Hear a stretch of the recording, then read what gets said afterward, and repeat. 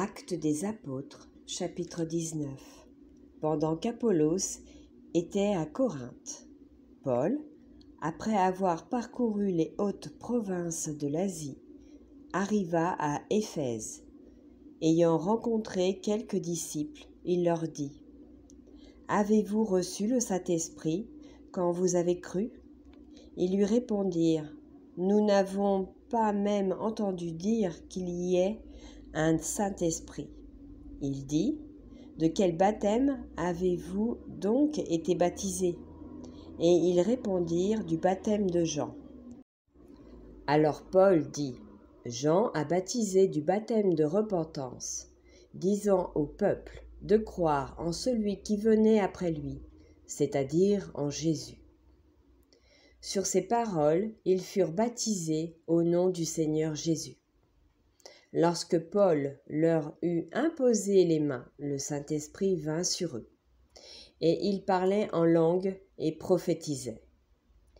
Ils étaient en tout environ 12 hommes. Ensuite, Paul entra dans la synagogue, où il parla librement. Pendant 3 mois, il discourut sur les choses qui concernent le royaume de Dieu, s'efforçant de persuader ceux qui l'écoutaient. Mais comme quelques-uns restaient endurcis et incrédules, décriant devant la multitude la voix du Seigneur, il se retira d'eux, sépara les disciples et enseigna chaque jour dans l'école d'un nommé Tyrannus. Cela dura 2 ans, de sorte que tous ceux qui habitaient l'Asie, juifs et grecs, entendirent la parole du Seigneur. Et Dieu faisait des miracles extraordinaires par les mains de Paul, au point qu'on appliquait sur les malades des linges ou des mouchoirs qui avaient touché son corps, et les maladies les quittaient, et les esprits malins sortaient. Quelques exorcistes juifs ambulants essayèrent d'invoquer sur ceux qui avaient des esprits malins le nom du Seigneur Jésus, en disant : « Je vous conjure par Jésus que Paul prêche. » Ceux qui faisaient cela étaient 7 fils de Séva, juifs, l'un des principaux sacrificateurs. L'esprit malin leur répondit : « Je connais Jésus, et je sais qui est Paul, mais vous, qui êtes-vous ? » Et l'homme dans lequel était l'esprit malin s'élança sur eux, se rendit maître de tous deux, et les maltraita de telle sorte qu'ils s'enfuirent de cette maison nus et blessés. Cela fut connu de tous les Juifs et de tous les Grecs qui demeuraient à Éphèse, et la contrainte s'empara d'eux tous, et le nom du Seigneur Jésus était glorifié. Plusieurs de ceux qui avaient cru venaient confesser et déclarer ce qu'ils avaient fait. Et un certain nombre de ceux qui avaient exercé les arts magiques, ayant apporté leurs livres, les brûlèrent devant tout le monde. On en estima la valeur à 50 000 pièces d'argent. C'est ainsi que la parole du Seigneur croissait en puissance et en force. Après que ces choses se furent passées, Paul forma le projet d'aller à Jérusalem, en traversant la Macédoine et l'Achaïe.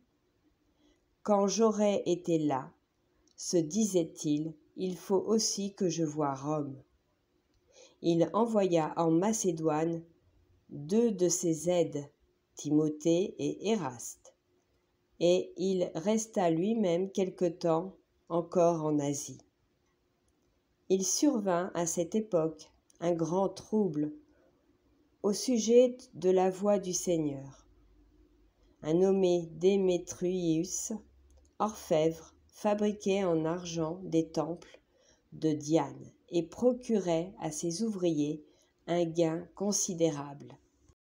Il les rassembla avec ceux du même métier et dit : « Ô hommes, vous savez que notre bien-être dépend de cette industrie.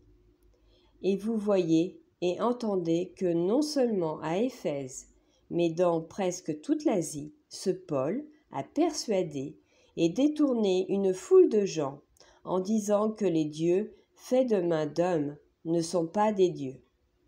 Le danger qui en résulte, ce n'est pas seulement que notre industrie ne tombe en discrédit, c'est encore que le temple de la grande déesse Diane ne soit tenu pour rien, et même que la majesté de celle qui est révérée dans toute l'Asie et dans le monde entier ne soit réduite à néant. Ces paroles, les ayant remplis de colère, ils se mirent à crier « Grande est la Diane des Éphésiens !» Toute la ville fut dans la confusion. Ils se précipitèrent tous ensemble au théâtre, entraînant avec eux Gaius et Aristarque, macédoniens, compagnons de voyage de Paul. Paul voulait se présenter devant le peuple, mais les disciples l'en empêchèrent. Quelques-uns même des Asiarques, qui étaient ses amis, envoyèrent vers lui pour l'engager à ne pas se rendre au théâtre.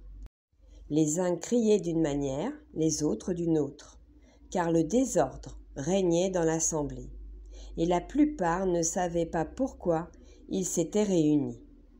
Alors on fit sortir de la foule Alexandre, que les Juifs poussaient en avant, et Alexandre, faisant signe de la main, voulait parler au peuple.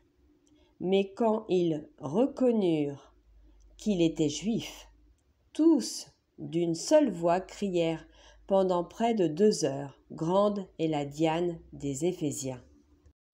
Cependant le secrétaire, ayant apaisé la foule, dit « Homme éphésien, quel est celui qui ignore que la ville d'Éphèse est la gardienne du temple de la grande Diane et de son simulacre tombé du ciel? Cela étant incontestable, vous devez vous calmer et ne rien faire avec précipitation, car vous avez amené ces hommes qui ne sont coupables ni de sacrilège, ni de blasphème envers notre déesse.